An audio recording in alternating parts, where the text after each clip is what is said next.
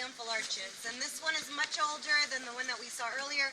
This one dates to 80 AD, just after the Colosseum was completed.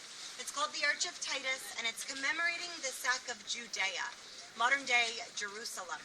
What happened was in 70 AD, the Jewish people were having a revolt, and so the general Titus, who was the son of Vespasian was the head of the Flavian dynasty, the ones who built the Colosseum. He sent his son down there to conquer them. Titus destroyed their temple and returned to Rome with tens of thousands of slaves and the spoils of war.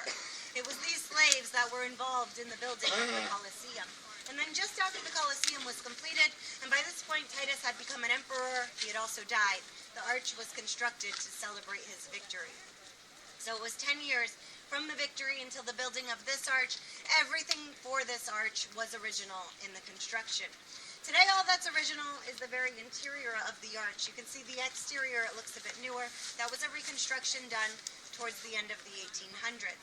But looking at the frieze inside of the arch, which is facing us, it's a depiction of the triumphal procession.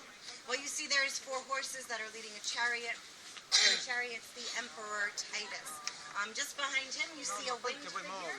That's the goddess of victory, or Nike. Everybody knows of the brand Nike.